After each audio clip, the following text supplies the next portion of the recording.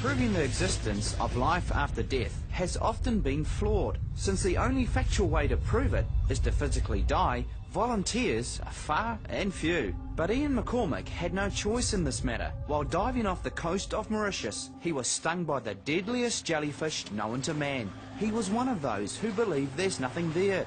But his experience changed his life and view forever. One particular night I was with my friends. It was, I think it was April of 1982. And I dropped into the ocean with my friends and we swam right into a bunch of jellyfish. So I looked around the water and started making out these jellyfish, box-shaped, finger-like tentacles. I thought, well, is that a jellyfish? Yeah, it must be. So I reached out and sure enough, it was a jelly. Something smashed in my arm and stung me. And it felt like thousands of volts of electricity went through my arms. It literally shook me in the water. As I swam towards them, I started getting stung by more. I think I'd hit a fourth time. How much? How many did you?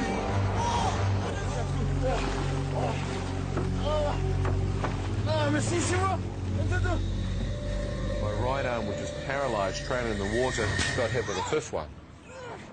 As I found that, I thought to myself, what on earth have you done to deserve this kind of punishment or payback? I had a flood of memories of stuff that I'd done wrong in my life.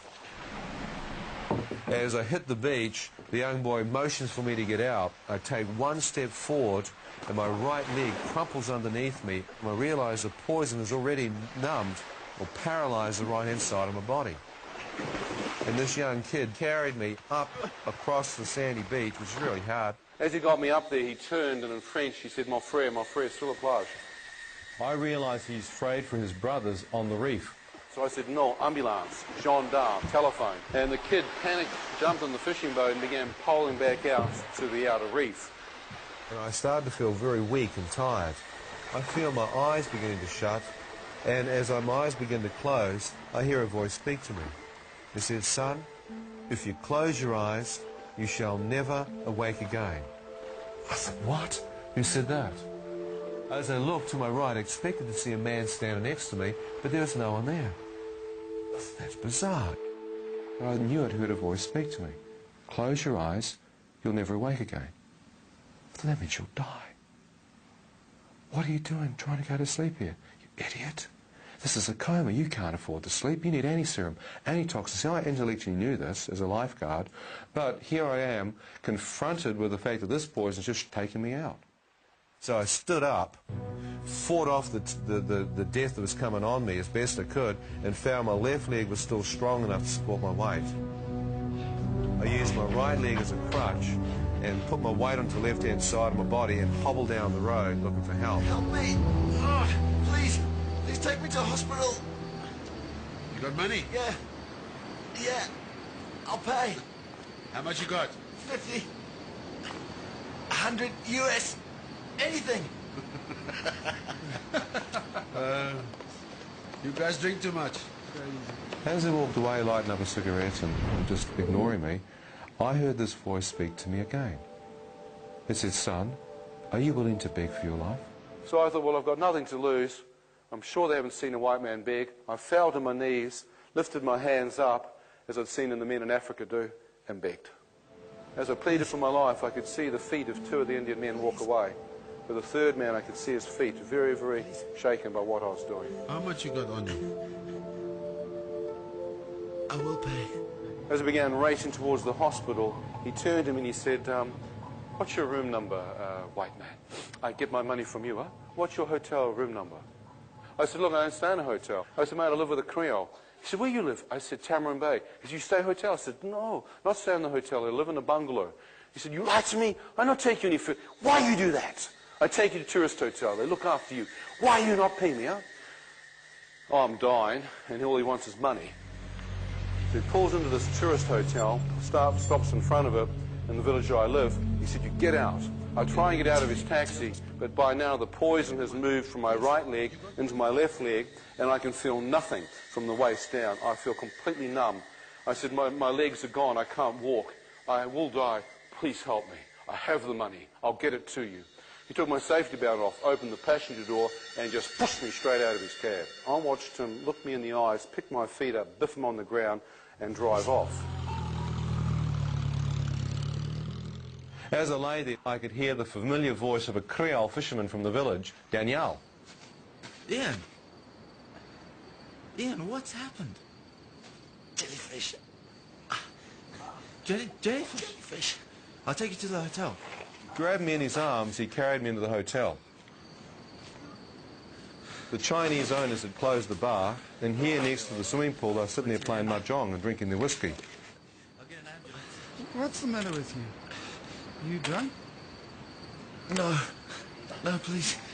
A hospital. I need a hospital. A hospital.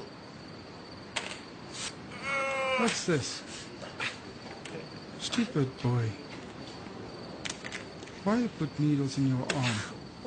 As I'm looking at him, my right hand begins to shake as he returns back to his mahjong game. And my whole arm begins to tremble.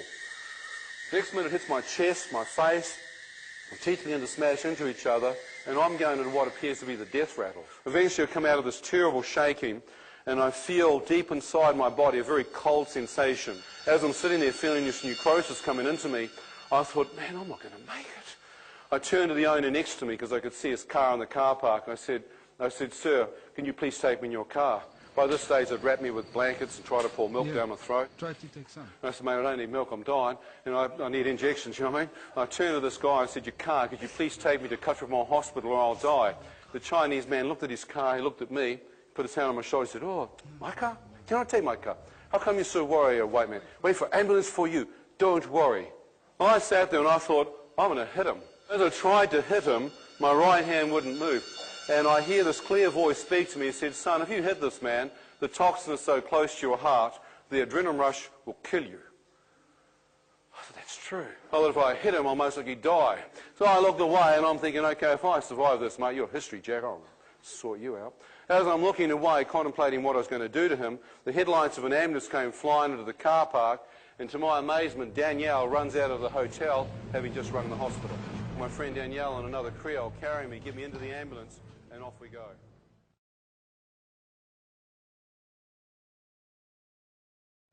As I race towards the hospital, I start to see the strange phenomenon of a young boy with snowy white hair, like in a video clip, beginning to appear in front of me on the inside of this ambulance. I'm seeing my own life, sections of it, go before me.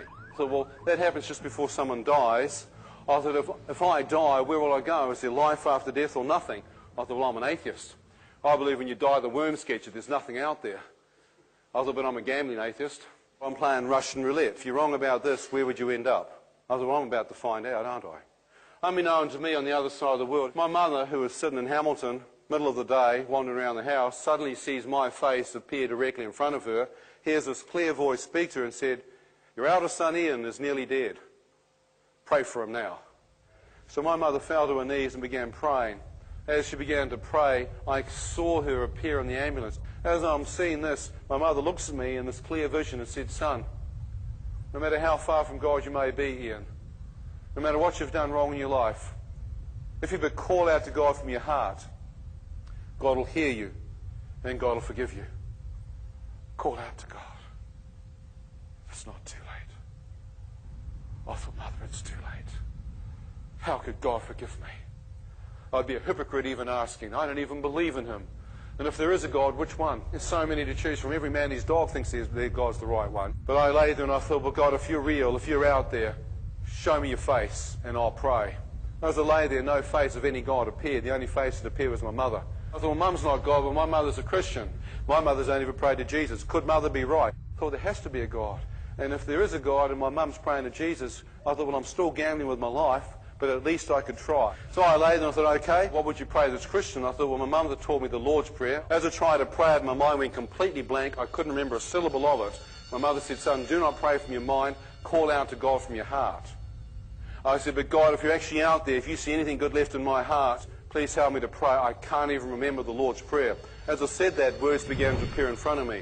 Forgive us our trespasses and sins. I thought, that is impossible. How could I say these simple words and God forgive me all my sins? I said, well, if you can forgive me, God, I don't know how that's possible, but I ask you to sincerely forgive me of all my sins. I've committed so many sins, but if you're really out there, please forgive me of all the things I've done wrong in my life. And there are many. I'm sorry. As I said that, the words disappeared. Fresh words came up. Forgive those who have trespassed and sinned against you. I thought, forgive other people. I can do that. I'm not a revengeful person by nature. I forgive them. As I said that, the face of the Indian taxi driver appeared in front of me. I thought, what on earth is this man doing here? The boy said, will you forgive this man for pushing you out of his taxi tonight and leaving you for dead on the side of the road? I thought, no, you must be joking. Not forgiving him. I mean, I was furious with that guy. And the next minute, the Chinese guy's face appeared in front of me. I thought, what on earth is he doing here? And the voice said, will you forgive this man for not taking you in his car tonight and leaving you to die in the hotel? I thought, no, why should I? You know, I mean, look what they've done to me. So I lay there and I thought, okay, God, if you can forgive me, I don't want to forgive these people. Look what they've done to me. But if you can forgive me, I don't know how that's possible. Then I'll forgive these men. I'll never touch them. I'll never lay my hands upon them. I will forgive them. Let them go. Never seek them out. As I forgave them, their faces disappeared and fresh words came up. Thy will be done on earth as it is in heaven. I thought, thy will, that means God's will be done. I thought, well, it's been my will. I'm independent, self-sufficient, and proud of it. I thought, if I'm going to pray this, I'm actually going to have to do God's way, God's will. Find out what he's doing in heaven and try and live it on earth. I thought, well, I've never done that before in my life. I said, well, God, I need a miracle here. I'm nearly dead. I don't know what your will is, but I surrender my life to you. If you can help me through this experience, I will seek you and follow you and do your will all the days of my life. As I finished praying, an incredible radiance and peace filled that ambulance. Somehow deep in my heart, I knew that I'd made peace with my Maker and that I was ready to die. I knew somehow I had really, in my heart of hearts, talked to God. There's a tranquility in my heart. But suddenly the ambulance stopped. Reality hit. I was in an ambulance. I was still dying. They grabbed me, lifted me into a wheelchair, raced me through into the hospital. As it raced me through, the nurse tries to take my blood pressure, can't find a pulse. Tries another machine, still can't find a pulse. At this stage, I feel as though I'm floating out of my body. I'm beginning to look down and watch people trying to work on me.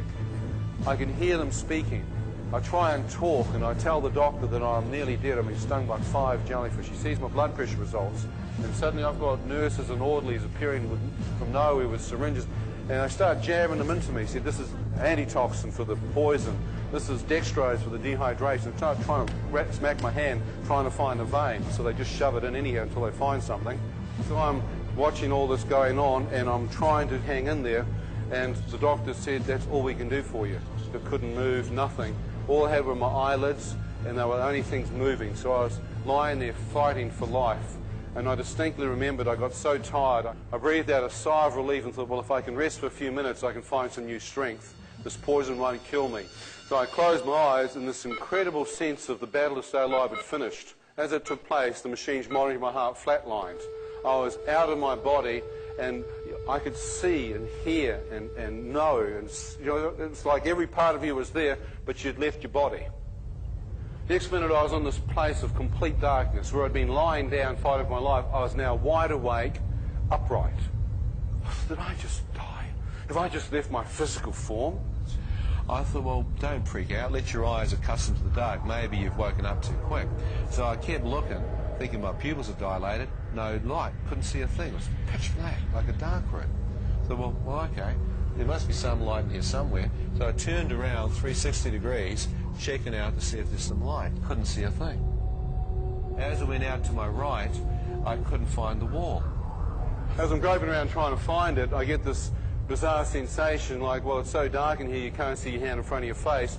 So I lift my right hand up to where my face should be, and as I do, it goes straight through my head as if there was nothing there. So that's impossible. You can't miss your head. It's not that dark. 2 hands. Both hands go straight through.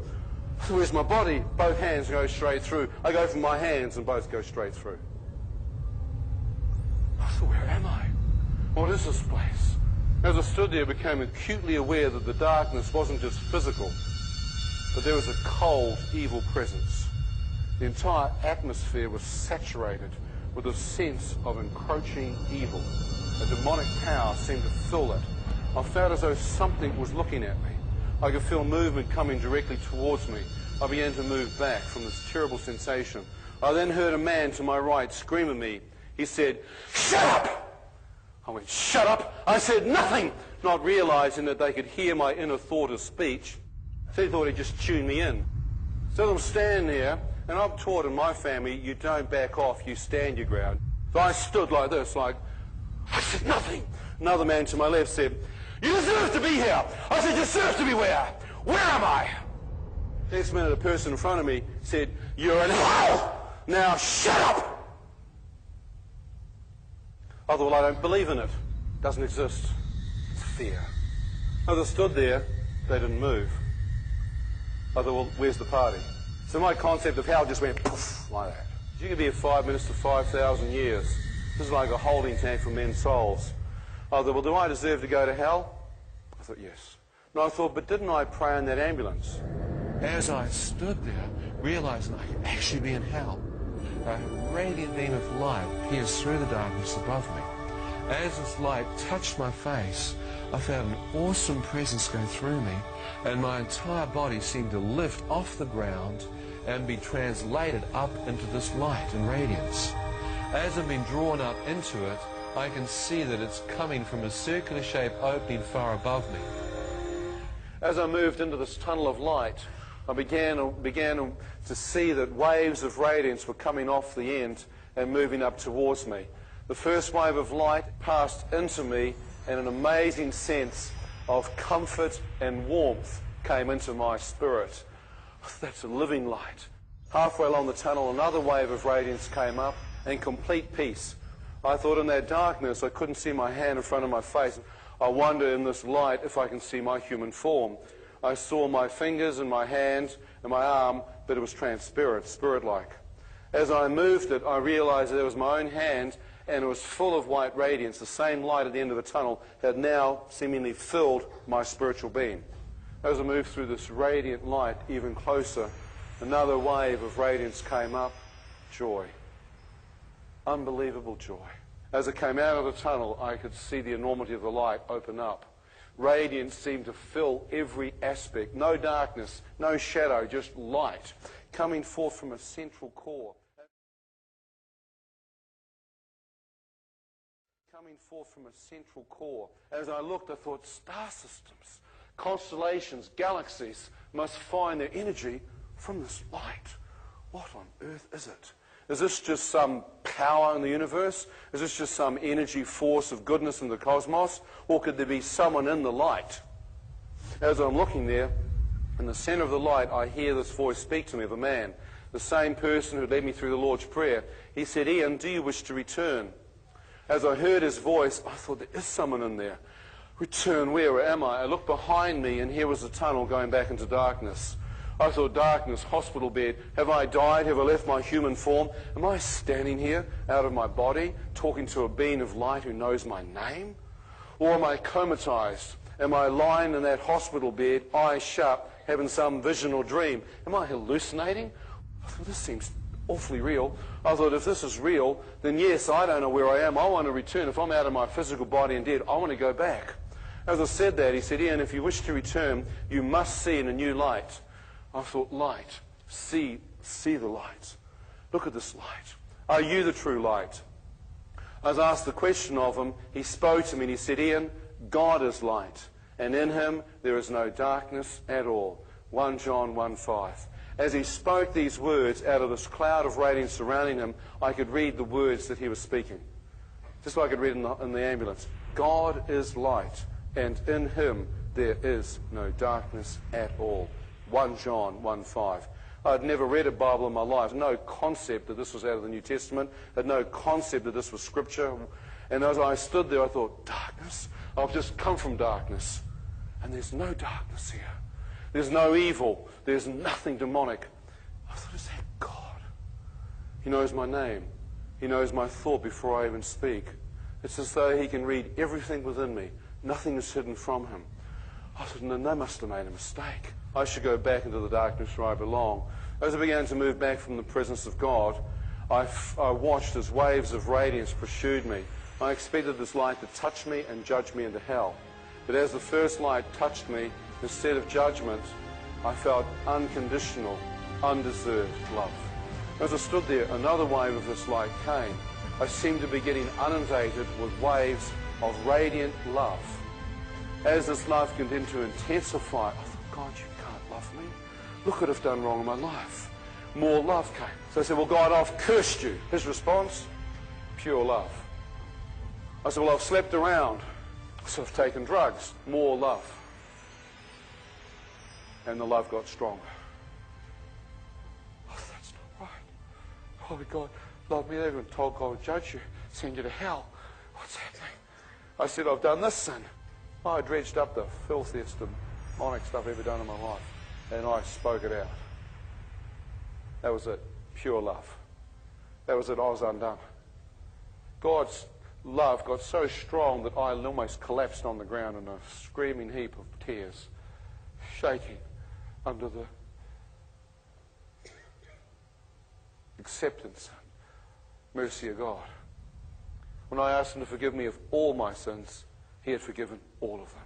As I stood outside this radiant light at a distance from the presence of God, I thought to myself, I wonder if God would permit me to come in and see him face to face. I said, God, could I come in? Could I possibly see you? I felt no response from him, but I sensed the love was so great for me that he wouldn't stop me. As I walked in, this healing light within this cloud was touching my broken heart. I could feel the presence of God ministering and touching the deepest, brokenest part of me. And the love got so strong that I could hardly walk, and then the light began to part. As I saw a man's bare feet, dazzling white garments reaching down towards his ankles, as I quickly lifted my face up, I could see the chest of the man with his arms outstretched towards me, and out of his face, pure light. I stood in incredible amazement of the beauty of God. His face was so bright that as you looked into it, it was like you were looking into eternity. It was the form of man, but the face of God. So he puts his presence around me, his arms. I feel the embrace. You are ruined for life, for the good, because the love of God then encompasses who you are. As his presence embraced me, I tried to look through the light to see his face. As I tried to see his face, he would not permit me to see his physical face unveiled. He began to move. As he moved with his hand, it's as though he wanted to show me something behind him, and directly behind him, as he stepped aside, there was the opening, the same diameter as the tunnel, and I realized that he'd been standing in front of a doorway which was transparent, and as I looked through that transparent opening and doorway was an entire new galaxy, a whole new earth with a whole new heaven. It was like a parallel universe. As I'm standing there, I can see fields and pastures, I can see flowers, I can see grass with light coming off it. And so I'm standing there looking at this. Incredible. Look at this paradise. It's the Garden of Eden. I can see a crystal clear river, trees along its banks, valleys, mountains in the distance. As I'm standing, I'm thinking, I belong here. Why wasn't I born here in the first place? Well, I stood there and about to enter in, the presence of God came right in front of me, and as Jesus stepped in front of me, he said, Ian, now that you've seen, do you wish to remain here, or do you wish to return? I thought, well, I'm not a masochist. I've got nothing to return for. I want to stay here. As I stood there, he didn't move. I have no debt. I don't owe any money. I've got none. Didn't move. I said, well, I've got no children, or none that I know of. I've got no one back on earth that loves me. I've never had anyone love me like this. Please allow me to stay here. As I look back to say goodbye, cruel world, I saw my mum. And God shows me that there's one person who loves me. I thought, I can't do it. I thought if I go into heaven, my mother would think I went to hell. She's lost all her family. She's an only child. It would devastate her. I thought, I can't do it. I've lived such a selfish life. God, I want to go back. I want to tell her that what she believes in is real. I looked back and I said, I want to go back. He said, Ian, if you return, you must see things in a new light.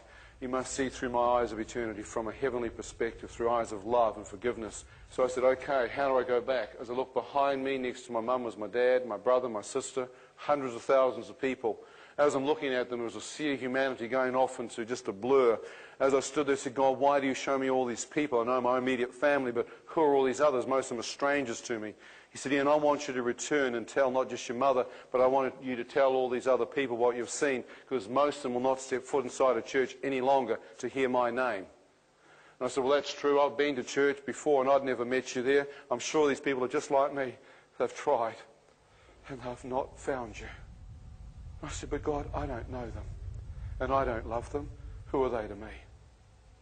God said, son, I love them. I desire all of them to come to know me. That's why for the last 23 years I've taken the time to try and tell every person who would listen to me that God loves you. And he wishes that not one of you would miss it. Every person on the earth could have an opportunity to respond to that forgiveness and that amazing grace and love and be saved. And he will forgive you if you turn the bitterness and the anger and resentment over to him. He will cleanse you and set you free and wash you as white as snow. So I stood there and I said, God, I want to go back. I said, I don't know how I got here. How can I return back down a tunnel, back into darkness and back into my body? He said, Ian, tilt your head. Now feel the liquid drain from your eye, son. Now open your eye and see. I was instantaneously back in my physical form in a hospital with the doctor that had been working on me holding my right foot in the air with a sharp instrument like a scalpel or a knife prodding the base of my foot. I could feel nothing, prodding it like a dead piece of meat.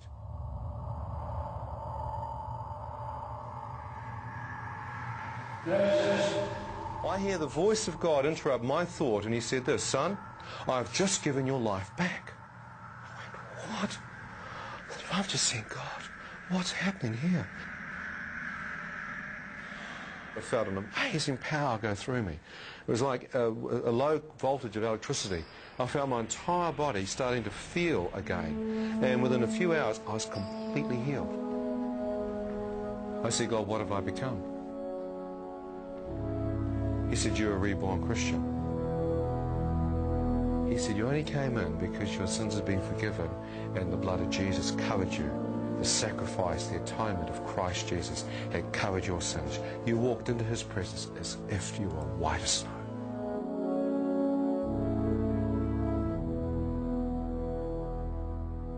Science struggles for any explanation for Ian's remarkable existence. Clinically dead for over 15 minutes with no life support, living again simply isn't possible.